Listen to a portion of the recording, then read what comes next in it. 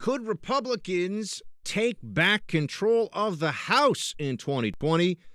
The Trump and GOP campaign war chest looking pretty big as those races are getting serious, and we're getting into crunch time here. But for the House specifically, do we have a real shot of retaking it for the Republicans? I want to bring somebody in who is on the front lines of this battle, and he's been on the front lines of many other battles at that. Sean Parnell, former Army Ranger, combat veteran from Afghanistan, author of the best-selling book Outlaw Platoon, and, of course, running for a congressional seat in the great state of Pennsylvania. Sean, my man, great to have you back. Hey, man. Good to be back. So let's start with this. You're seeing this from the level of somebody who's trying to take, what is it, PA-17, is that right? Yeah, correct. That's pretty good off the top of my head, I'm not going to lie. PA-17, you're trying to take out Connor Lamb, and who's really just the poor man's Sean Parnell, who also happens to be a lib. And the reality here is this is going to be a major contest, even though it's just one congressional seat, because of what it is. It's kind of a bellwether for much of the rest of the congressional races in the country and contested areas. First off, how do you see Republicans looking in general when it comes to taking back majority this fall? How are you feeling about that? What are you hearing from your fellow candidates? Well, I think we're going to do it. I have never seen motivation this high. I have never seen people on the Republican side, independent side, and Democratic side, by the way, Buck, this excited to vote for President Trump. PA-17 is my district, as you mentioned, in Beaver County. That entire county is in my district. And I was at a sportsman club with about 150 people, the vast majority of whom were Democrats, and they were wearing MAGA hats, and they were voting for me because they feel betrayed by the Democratic Party, which in this day and age doesn't really have a soul. I mean, there's a massive fracture in the Democratic Party in Western Pennsylvania, and I think nationally as well, between the socialists and pro-life, pro-gun union Democrats, who the socialists would put out of work with a stroke of a pen. And those people, by and large, their eyes are open. And, while I don't think that they're going to be switching their registration from Democrat to Republican anytime soon, they're all proud union Democrats, legacy Democrats. They will vote for me, and they will vote for President Trump. And, I mean, look, with the Allegheny County Lincoln dinner, we typically get good attendance. This year, we had the best attendance in the history of the dinner. We had over 500 people come out to our dinner in Allegheny County, which is ground zero for the war for the White House and the war to flip the House here in Western Pennsylvania. So have you already had Vice President Pence out there stumping for you? And also, I'm assuming the president's going to have to stop by. Does Air Force One fit in your backyard, man? How's that going to go? Well, yes, Vice President came out to PA-17 out to Beaver County to do a rally with me, which is crazy in early, because I'm just a kid. I'm a Western PA guy, a blue-collar guy, carried a gun in Afghanistan, write books for a living. I mean, I've known you for a long time, Buck. This is crazy that the Vice President and the President are going to be coming out here to PA-17 often. We're hearing whispers that the President might be out here in the next month. It's kind of an unbelievable thing, and it's funny, and I haven't talked about this publicly, but the Vice President was out here, and I took my kids out of school. I gave them a half day of school for the rally. And, it went a little long. The Vice President was amazing and gave my family a ton of time. And I asked the Vice President jokingly, can you write my kids letters, excuse letters for school? And he did. It was the coolest thing ever. Vice President Pence wrote excuse letters for your kids? That's amazing. Yes.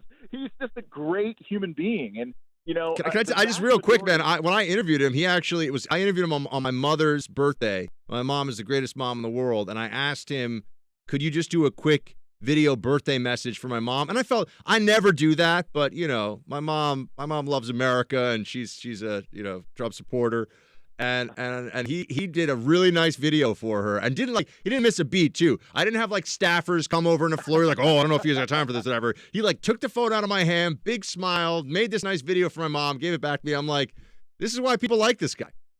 Look, you are exactly right, man, and this is why people like the president as well. The spirit at his rallies, and when the Vice President came, these are good people. They care about America. They give people their time. They shake hands. They talk to people. They build relationships.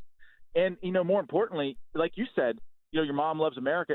The general sentiment from Trump supporters, both independent, Democrat, and Republican, are that the president and the vice president in this administration puts America first, and loves our country. I don't think that we get the same feeling from any of the Democrats in the dumpster fire that is Democratic debates, which are full of nothing but stale, high-tax, big government liberals who hate President Trump and want to control every aspect of your life. That's not a winning message. And they don't have a shot. I'm telling you, they don't have a shot to beat President Trump in November. And the energy that I'm seeing out in Western Pennsylvania is I've never seen anything like it before. Now, what are you learning? I mean, you're somebody who, like me, you did a lot of national security analysis because of your time in Afghanistan and the Army Rangers. So people come to you for that, right? I mean, and that's a discussion that you and I have had many times in the past on some of those issues. But you are also someone who follows politics even before you got in this race very closely. As somebody who's doing it now, instead of somebody who's commenting on it or sharing their thoughts on various political races, what's just some of the stuff that you've learned from running for a U.S. congressional seat? Well, I would say that people, and this might sound like politically, but kitchen table issues matter to the people of Western Pennsylvania. Putting food on the table for their families and making sure that, we keep taxes low for everybody in America so that they can invest that money the way that they want. In businesses, we talk to businesses all over Western Pennsylvania. These people and these businesses are just starting to get profitable again after 8 years of oppressive regulations under the Obama administration. Businesses all across this district and in Western Pennsylvania are hiring 20, 30, 40 more people. In fact, there aren't enough people for the job openings that they have. They're buying new equipment. They're expanding their businesses. And these are largely blue-collar union Democrats that are working. And they're making more money today than they ever have before. More women in this day and age are working than ever have before in the history of our country. We have peace and prosperity. And this is something that is a bipartisan thing. People feel safe. People feel like the economy is working for them. And these tax cuts have been a huge deal to middle-class Americans of all political walks of life. And so, I think, we always talk about national level issues, impeachment and everything like that. But most Americans, and especially the people here in PA 17, they care about, putting food on the table for their families. They care about paying their bills. They care about the cost of prescription drugs. They care about, healthcare and our broken healthcare system and the need to reform with market-based innovations, not government monopoly on healthcare. All of these things matter. And again, these are things that affect Americans in their day-to-day lives. And, part of my job as someone who's running to represent this district is to have answers for the American people and solutions for their families to help put them in a better place to be successful. Now, Sean, I'm sure you saw this. New York Times published an editorial, "What We, the Taliban, Want," from Sirajuddin Haqqani, one of the Haqqanis, one of the bad guys, one of the guys whose fighters, whose terrorists you fought against. And the editorial is about what the Taliban perspective is on the Trump administration's peace negotiations to end this war. What do you think about all this? I mean, what do you think about this move to get our guys out finally and have some deal in place? Let's be honest, it's a deal with the Taliban. Yeah, and let me tell you, we fought the Haqqani network almost exclusively in eastern Afghanistan for 16 months, Buck. Siraj Haqqani, when we were there, took the mantle of the Haqqani network from Juladdin Haqqani. Now, Juladdin Haqqani was Mujahideen, fought the Russians, was a moderate, was not pro-Western, but understood Western values and was someone that you could possibly negotiate with. Siraj Haqqani is not. He is a radical Islamic extremist to the core. He tortured and kidnapped children. He targeted civilians. He blew up schools. Nothing that he says in that article can be relied upon. And, a peace negotiation with a terrorist like Siraj Haqqani is not worth the paper that it's printed on. Now I will say I want to get out of Afghanistan more than most people. I know what it means to sacrifice blood and treasure in Afghanistan because I've done it myself. But I think the Trump administration, in large part, is on the right track with regards to the large-scale military strategy. We can do more in Afghanistan with less, and a shift from counterinsurgency, which means, when you hear the president talk about we're in every village, patrolling every village, that doesn't work. He's talking about counterinsurgency. It doesn't work. It worked in Iraq, but it won't work in Afghanistan. So I think a shift from counterinsurgency to a counter-terror strategy where you have special forces on the ground, going after high-value targets, keeping the enemy on their toes, going after the worst of the worst, is a good thing. It keeps Afghanistan from going back to being a petri dish for terrorists.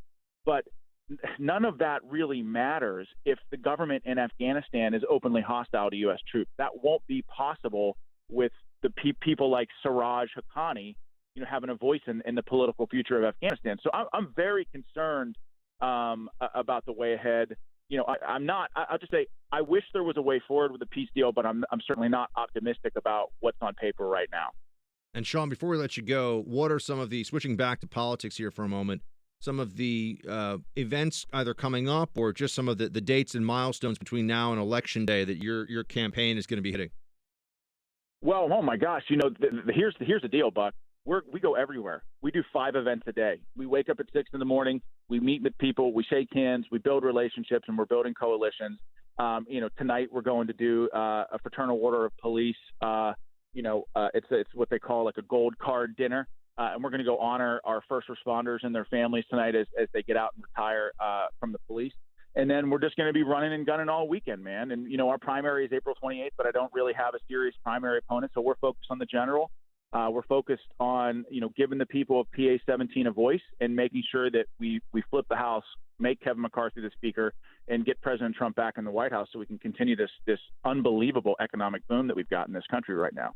Now I got to put you on the spot, Sean Parnell. What ahead, food should the good people of Western Pennsylvania be best known for? What food? Oh my gosh, man! Well, of course it's our permane sandwich, right? The one with the coleslaw and the French fries and all that stuff. Yeah, that's what people come to watch a Steelers game. They always trek to Permanis to get themselves a permane sandwich. Have you ever had one? I've never even heard of one, so I got to come out. When am I getting invited out to Western PA for a permane sandwich? Hey, if the president comes out in a month, come out to the rally. Heck yeah, you let me know. The Permane sandwich is on me if you come out for the rally. All right, I'll pull out the middle because I can't eat the gluten. But Sean Parnell, you're a real man who eats gluten. He's hopefully going to be the next congressman from PA 17, everybody. Sean Parnell, Army Ranger. Go check out Outlaw Platoon. Unlike a lot of other people that talk about their friends' books, I read every page of it. It's excellent. You can get it on Amazon. And also, if you're in the West, we got a great audience in the Harrisburg area of this show. So I know that's not in your zone, but it probably extends close enough to your zone that we got listeners out there. Go help out my man Sean Parnell. Go eat some barbecue with him. Sean, good luck. We'll talk to you soon. All right. Thanks, Buck. Talk to you later.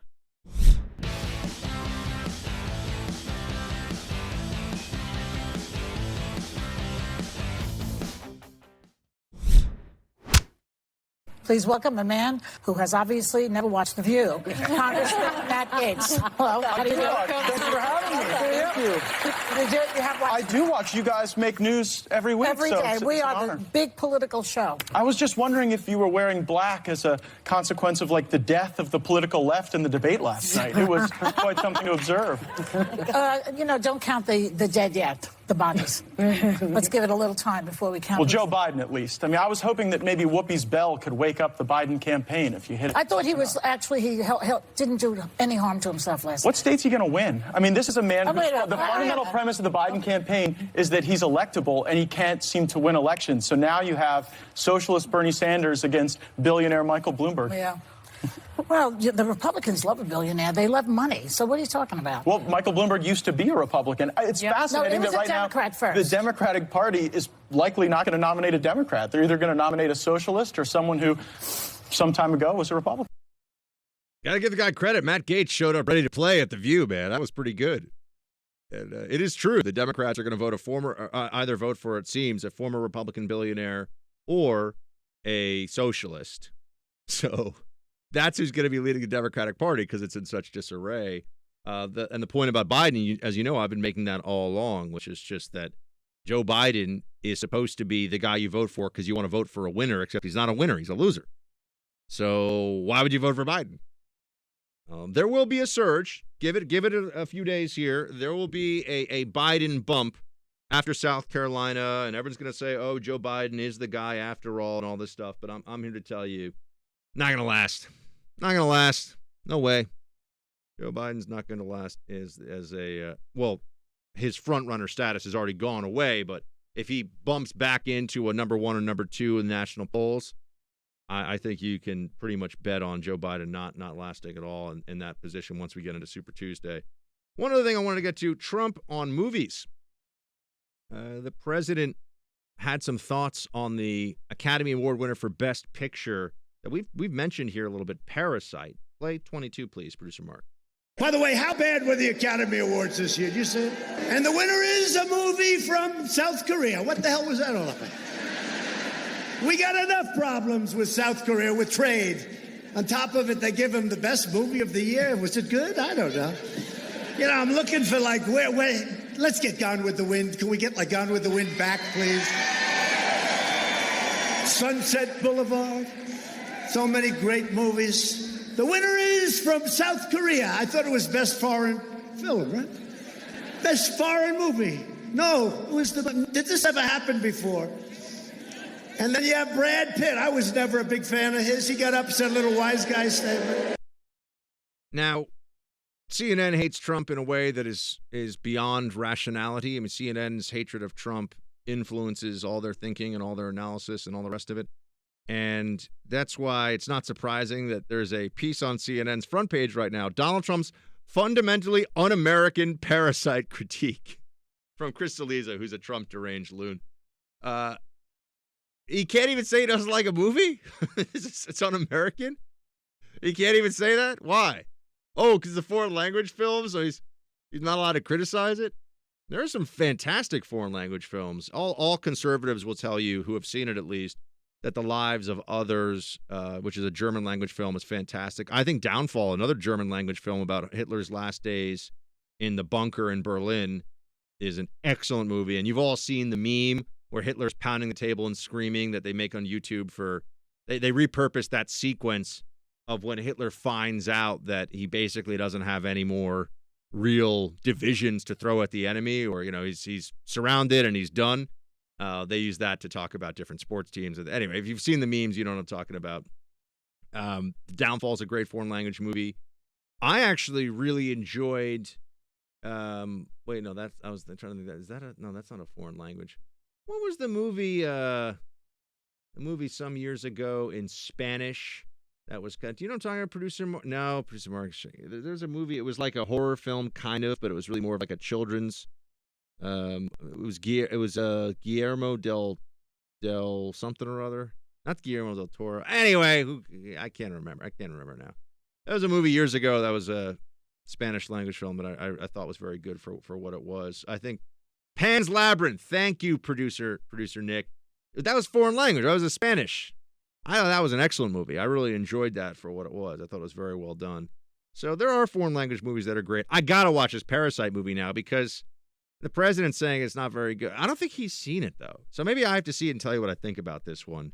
Something to add to my list for the weekend as I continue to watch The Americans.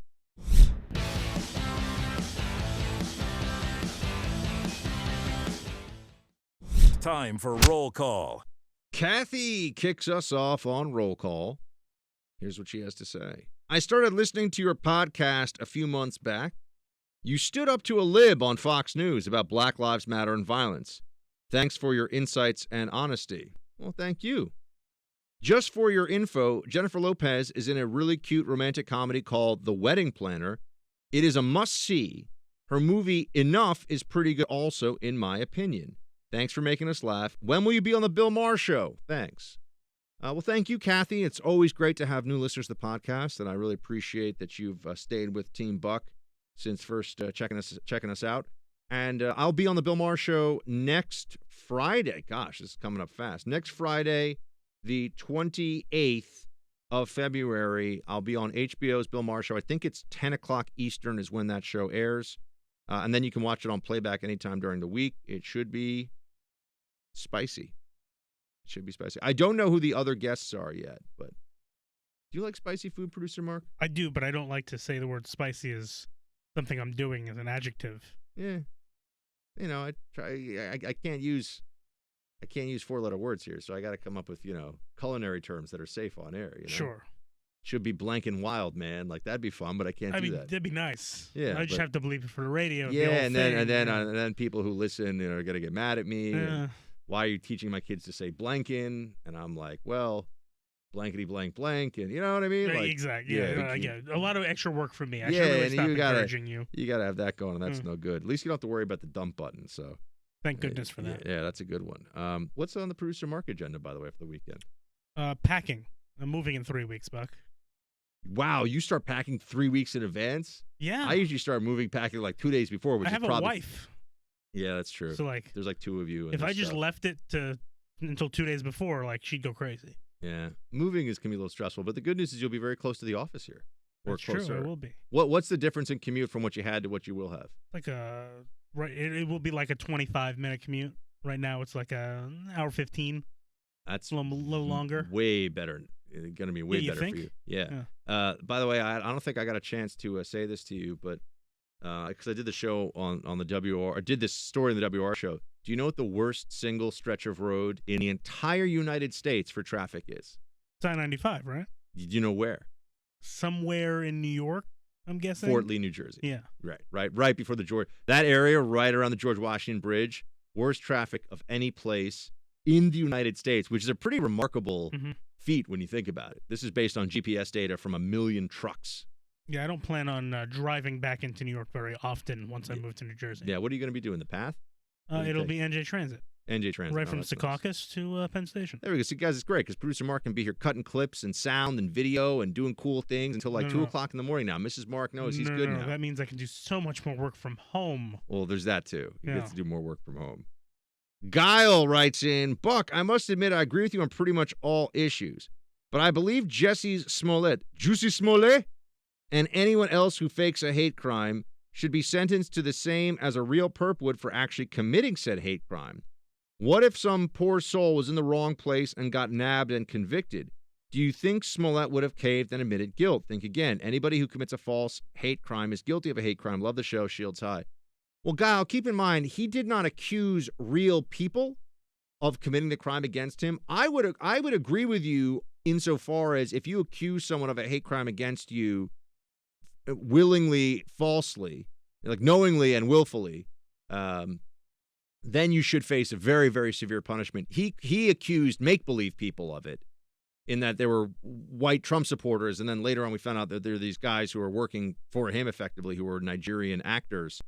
So I don't think they were ever really in jeopardy, but if he had accused them and they faced any kind of real criminal jeopardy, I mean, I think bearing false witness in a criminal situation should be treated very seriously. And, the law makes all kinds of distinctions about what is true and what is not, what is real and what is not. So I don't want to hear people say, oh, but then people will be afraid to bring charges. No, it's not. There's a difference between not being able to prove that you told the truth beyond a reasonable doubt about somebody else and being able to prove beyond a reasonable doubt that someone lied about somebody else.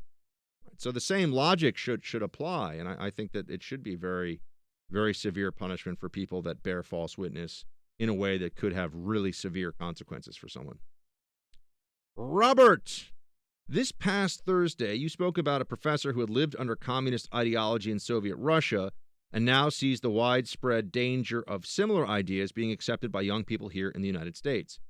One effect of this indoctrination is that leftists are depriving young people of their becoming thoughtful, independent-minded men and women who will discover and cultivate their individual talents and skills, and who, after their education years, will continue to develop those skills and be able to engage with others in creative and constructive ways that benefit those with whom they engage, the society at large, and themselves individually. Whoa.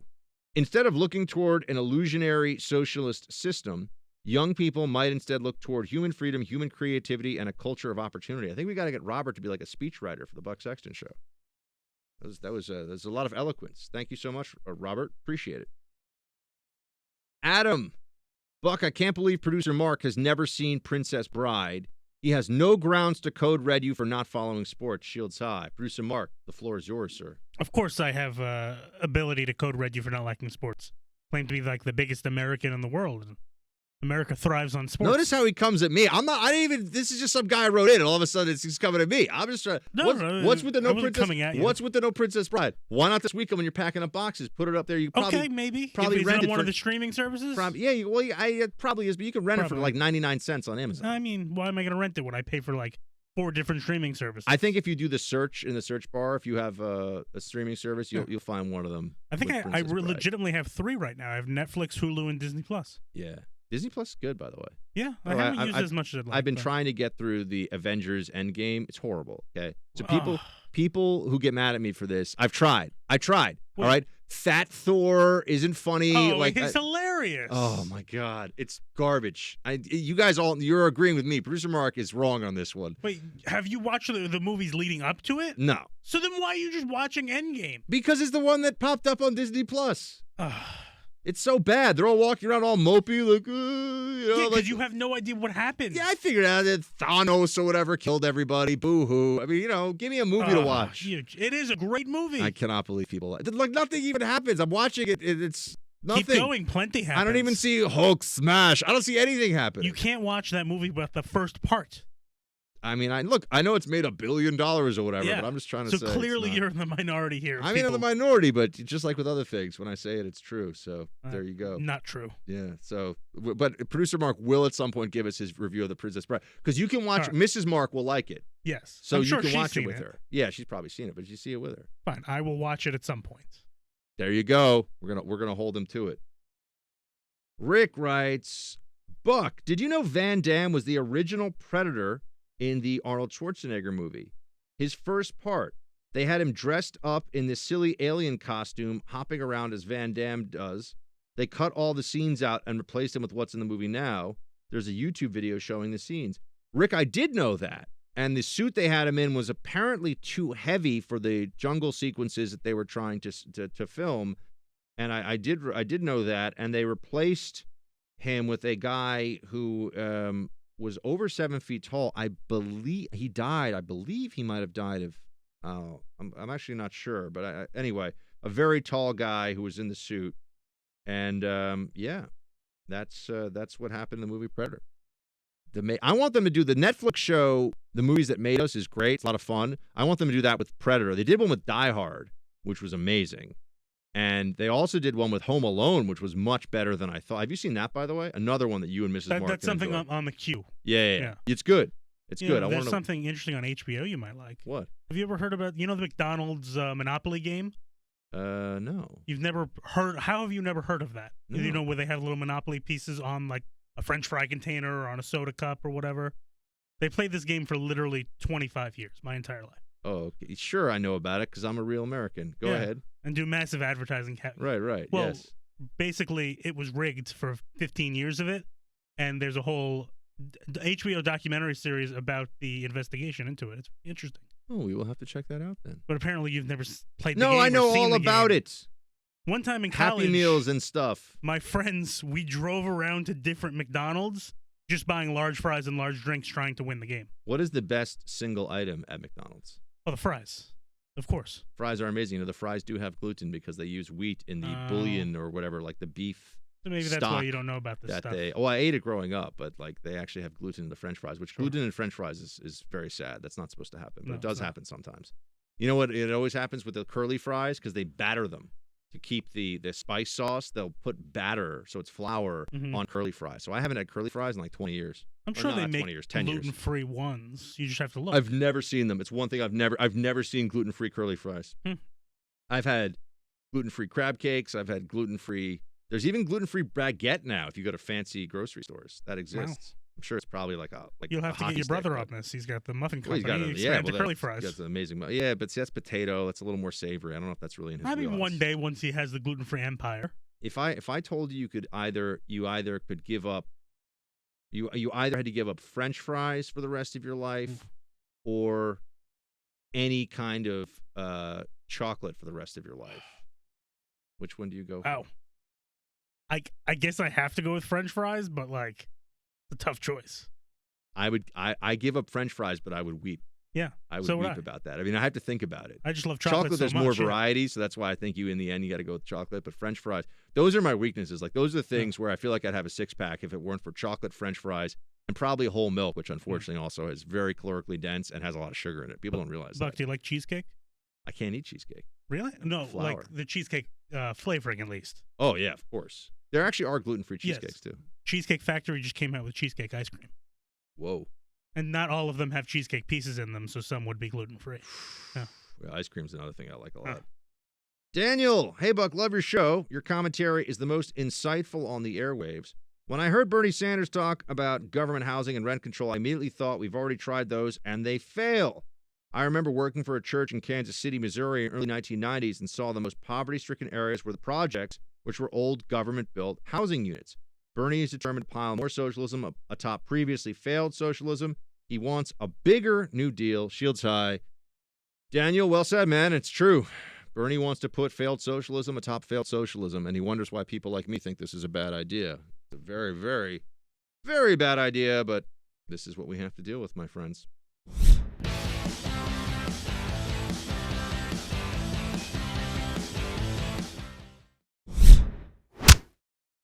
Carol writes, hey, now, just caught you on the radio, and you spoke about something that really hits home. I have one of the longest-lasting cadaver kidney transplants, 45 years. All my life, I took good care of myself, worked, have to keep working, paid into Medicare, and took care of my health care through my insurance. Now I'm 65, had to go on Medicare, plus buy a Plan D for meds and a stopgap insurance, and it's going to kill me. It took 5 months of fighting just to get my vital transplant drugs. Now my routine necessary care for liver blood panel test was denied. In questioning the doctor's office, I'm told that more and more routine normal procedures are being denied by Medicare. As you have said, what kind of health care is Bernie suggesting? If they mean Medicare for all, Medicare needs fixing first. I'll be appealing again and again, but in the meantime, with the extra expense, our grocery money is about $50 a week for the two of us. I was scared to go on Medicare. I was right. There is no recourse. Carol, I'm so sorry to hear about that, but we do appreciate you sharing your personal story here so that people realize that Medicare is not a panacea for everyone's health problems. It is already too expensive as a program. It is not that well administered. Doctors are taking less and less Medicare. There's a lot of problems here, and Bernie Sanders does not fix the problems. He would make all of these problems markedly worse. So I'm sorry to hear about your struggles. Stay in the fight. Keep your shield high. You know, you and your husband band together. You'll be all right. Greg, Trump definitely needs to run on the space program. Democrats are blocking his mission to put the first woman on the moon, let alone his mission to put a man on Mars. Trump is our best shot to go to another planet. Liberals want to take a step backwards. Shields high. I think it would be interesting if Trump was able to get a little more stuff done in space. The final frontier. Yeah. So we'll see. Liberals will stand in Trump's way on everything, so that's not surprising. Steve. Hey, Buck. As always, I look forward to your podcast every day, and you always rock out with sound analysis and make me laugh with your impressions. Bernie is the best. Mini Mike is pretty outstanding. Just thought I'd drop one idea on the Roger Stone case. I think before President Trump issues any sort of pardon, I think a possible mistrial process may play out with the tainted jury foreperson allegation. I mean, she basically flat out lied to the judge during voir dire examination of the jury. Should a mistrial be declared, then DOJ has a decision to make. If no mistrial, DJT may wait a year and then commute a sentence unless he loses the election. Then I'd expect a pardon before leaving office. Actually, for all caught up in the Russia hoax, except for maybe Cohen, shields high from the live free or die state. So yeah, good things. Good things all around. Thank you for writing in on that one. I just cracked my knuckles for no apparent reason. Hopefully you didn't hear that. All right, team. If you have not already, by the way, please do tune in if you can on the iHeart app when I do tonight at 6 Eastern, the New York City-based Buck Section show on 710 WOR. I'm after Sean Hannity here in New York City. So you can listen on the iHeartRadio app, or if you're in the New York area, even better, tune into 710 WOR on the radio. And that's going to be our show for today, man. We got a busy week next week. Next Friday, I'm out in California. We'll be doing my WOR show. We will have Ben Weingarten in on my syndicated show. And then I got the Bill Maher show that night, so that'll be a lot of fun. I want the team watching, rooting for me as much as you can. I know some of you have a hard time stomaching watching leftists jeer and freak out at me, but I'll be all right.